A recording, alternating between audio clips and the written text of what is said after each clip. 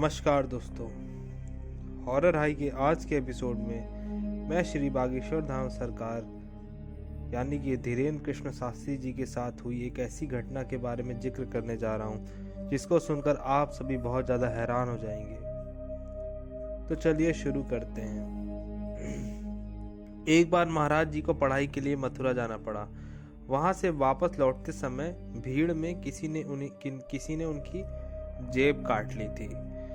अब महाराज जी को ये बात पता ही नहीं थी कि उनकी किसी ने जेब काट ली। उनकी जेब में कुछ यही 1300 रुपये और एक जो नोकिया का छोटा सा मोबाइल आता था, शायद नोकिया 1200 नाम था उसका। उस समय वही मोबाइल ज़्यादातर अक्सर लोगों के पास रहता था जो मिडिल क्लास या लोअर क्लास के लोग होते थे। टच फ़ोन जो अभी इतने ट्रेंड में है उस समय नहीं चलते थे। उस समय उनकी उम्र यही कुछ 13-14 वर्ष की थी। वह कहीं भी जाते थे भीड़ भाड़ में या कहीं सफ़र करते थे तो उस मोबाइल में गेम खेलते हुए जाते थे। जब भी उन्हें कहीं भीड़ में सफ़र करना होता था तो एक सांप वाला गेम होता था। तो आप में से बहुत लोगों ने खेला भी होगा, जिसमें सांप धीरे धीरे खाते खाते बड़ा हो जाता है। वो नोकिया के फ़ोन में वही गेम रहता था। तो महाराज जी वही गेम खेलते हुए जाते थे, लेकिन भीड़ में किसी ने उनकी जेब काट ली। उनको पता भी नहीं चला। जब उन्होंने जेब में से फ़ोन सोचा लाओ गेम ही खेलता हूँ, तब उनको पता चला कि अरे मेरी जेब ही कट गई। अब वो टिकट लें तो कैसे लें? उनके पास क्योंकि पैसे भी नहीं बचे थे और उनका फ़ोन भी चोरी हो गया था, दोनों चीज़ चोरी हो गई थी। अब महाराज जी सोचते हैं मैं अपने घर कैसे जाऊं वापस। तो धीरेन्द्र कृष्ण शास्त्री जी बचपन से ही बजरंगबली के बहुत बड़े भक्त थे, जैसे कि आप में से बहुत सारे लोग जानते ही होंगे। और बचपन से ही हनुमान जी की पूजा करना शुरू कर दिए थे, उनकी कथा करते थे और अपने दादा गुरु जी के स्थान पर बैठकर दरबार लगाना शुरू कर दिए थे। तो हर जगह जाते थे तो उनके पास हनुमान जी की एक छोटी सी मूर्ति उनकी पोटली में रहती थी। जैसे कि अब बजरंगबली हमेशा ही उनके साथ रहते थे। तो उन्होंने अब बजरंगबली से पूछा कि अब मैं क्या करूं प्रभु। तो उनके जैसे उनको 13-14 वर्ष में ही उनको अंदर से अनुभूति होने लगी थी। उनको सब कुछ पहले से ही पता चल जाता था। तो उनको ऐसी अनुभूति हुई कि ट्रेन से ही जाऊं। तो वो सोचे ठीक है मैं ट्रेन से ही चला जाता हूं। अब ट्रेन आती है और खड़ी हो जाती है। अब वो सोचते हैं कि मैं कौन से डिब्बे में चढ़ूं, क्योंकि ट्रेन में भी 3 टाइप के डिब्बे होते हैं, एक जनरल, एक रिजर्वेशन, एक एसी। उन्हें समझ में नहीं आ रहा था कि मैं कौन सी डिब्बे में चढ़ूं। फिर उनको अंदर से अनुभूति होती जैसे कोई कह रहा है कि तुम एसी के डिब्बे में जाओ। तो वो बिना टिकट एसी के डिब्बे में चढ़ जाते हैं और महाराज जी सोचते हैं चलो आज एसी का ही मजा लिया जाए थोड़ा, और जाकर डिब्बे के अंदर खड़े हो जाते हैं। थोड़ी देर खड़े रहने के बाद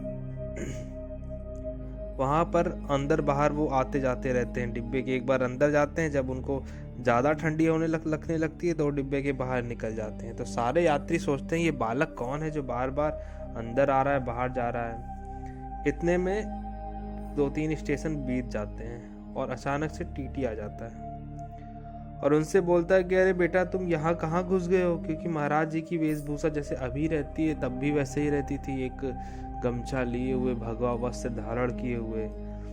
तो टीटी सोचता है कि ये कोई साधु वाधु है, ये कहाँ से कोई बालक है गुरुकुल का, ये कहाँ चला आया यहाँ पर, इसके पास तो इतने एसी का किराया देने का पैसा ही नहीं होगा। तो उन्होंने बोला टीटी से कि मेरे पास टिकट नहीं है। तो टीटी ने बोला ठीक है अगला स्टेशन आएगा तो डिब्बा चेंज कर लेना। तो महाराज जी भी हमारे बचपन से बहुत ही हठी स्वभाव के थे। ये फर्स्ट ईयर के एसी में घुस गए और इन्होंने टीटी से बोल दिया कि अगर डिब्बा चेंज ही करना होता तो मैं एसी के डिब्बे में थोड़ा ना आता। अब इतना सुनकर टीटी भी गुस्से में आ गया, क्योंकि महाराज जी ने ऐसे बोल दिया। और टीटी भी बोला कि तुम जानते हो तुम कहाँ खड़े हो, तुम फर्स्ट ईयर में खड़े हो, जिसका चार्ज बहुत ज़्यादा होता है। आप में से बहुत लोग शायद यात्रा करते होंगे तो उनको पता होगा कि फर्स्ट एसी का किराया बहुत ज़्यादा होता है।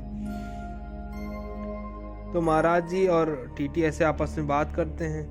दोस्तों महाराज जी बचपन से ही बहुत शैतान थे। वो उनको मज़ा बहुत आता था कुछ लोगों को थोड़ी सी ऐसे परेशान करने में, चिढ़ाने में। मतलब उस तरह का परेशान नहीं, जैसे बचपन में हनुमान जी शैतान थे उसी तरह की ये भी कुछ शैतान है। अब तो बड़े हो गए हैं, लेकिन बचपन में थोड़े शैतान थे।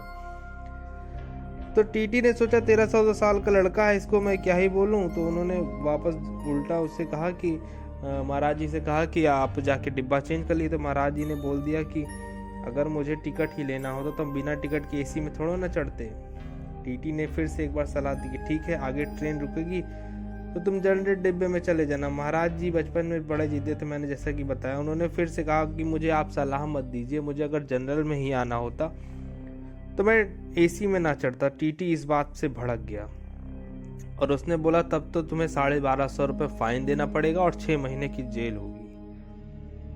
महाराज जी ने उससे बताया कि मेरे पास 1300 रुपये थे, किसी ने मेरी जेब काट ली, लेकिन उसने माना नहीं। उसने अपने कोट से, काला कोट जो पहनते टीटी लोग, मोबाइल निकाला और फ़ोन मिला ही रहा था कि अचानक से महाराज जी ने बोला तुम्हारा नाम अमर सिंह है।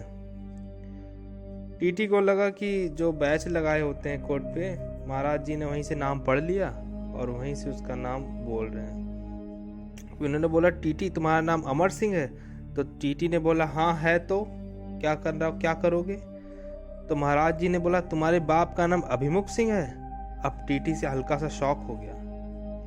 फिर महाराज जी ने बोला तुम्हारी औरत का नाम सविता सिंह है, तुम्हारे लड़का नहीं हो रहा। तो टीटी एकदम से शॉक हो गया और अपना फ़ोन तुरंत जेब के अंदर डाल दिया। उसको कुछ समझ में नहीं आ रहा था कि ये कैसे बता दिया मेरे बारे में। टीटी ने कहा महाराज जी से, बिहार से हो क्या?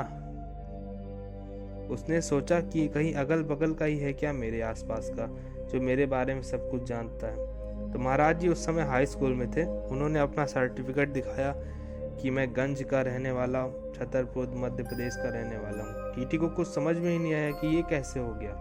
महाराज जी ने उसके घर का एड्रेस, उसके जीवन की सारी घटनाएं सब कुछ बता दी थी। अब टीटी को कुछ समझ में नहीं आ रहा था। टीटी उनका हाथ पकड़ कर ले गया। महाराज जी सोचे कि ये मुझे जेल में बंद करने ले जा रहा है। फिर वो अपने कैबिन में लेकर, वहाँ पर खूब अच्छी सी सीट लगी हुई थी, साफ सुथरी, महाराज जी से बैठने के लिए कहता है। महाराज जी भी बचपन से ही, मैंने बताया जैसे बहुत सैतान स्वभाव के थे, वो भी आराम से बैठ गए उस पर एकदम पलथी मार के। टीटी ने उनसे बोला कि महाराज जी कुछ लेंगे, चाय लेंगे?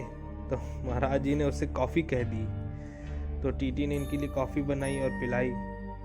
महाराज जी ने उस टीटी अमर सिंह से बोला बेटा चिंता मत करो, तुम्हारे पुत्र होगा और 52 वर्ष की अवस्था में होगा। उस टीटी ने महाराज जी से हाथ जोड़ा, प्रणाम किया और गुरु दक्षिणा के रूप में 1100 रुपये दिए और झांसी स्टेशन पर उतर गया और महाराज जी का आशीर्वाद लिया।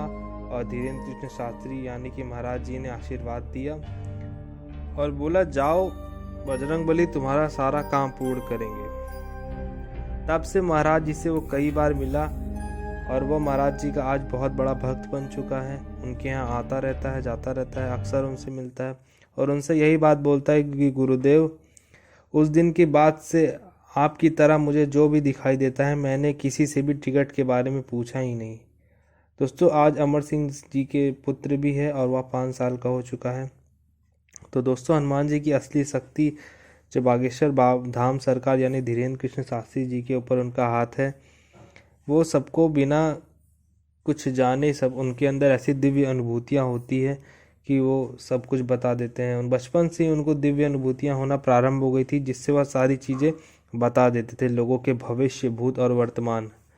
ये हनुमान जी के बहुत बड़े भक्त हैं और मैं आप लोग से अनुरोध करना चाहता हूँ कि अगर जिसको कोई भी समस्या है, कोई कष्ट है, तो उसके निवारण के लिए एक बार श्री बागेश्वर धाम सरकार के मंदिर जरूर जाएं। दोस्तों, अगर आप लोगों को मेरे द्वारा बताई गई यह घटना अच्छी लगी हो, जो कि एक सत्य घटना पर आधारित है, तो मेरे चैनल को ज़रूर सब्सक्राइब करिए और इसी तरह के वीडियो देखने के लिए मेरे चैनल को सब्सक्राइब करिए और बेल आइकन पर ऑल के ऑप्शन पर क्लिक करिए। तब तक के लिए शुभ रात्रि। जय श्री राम।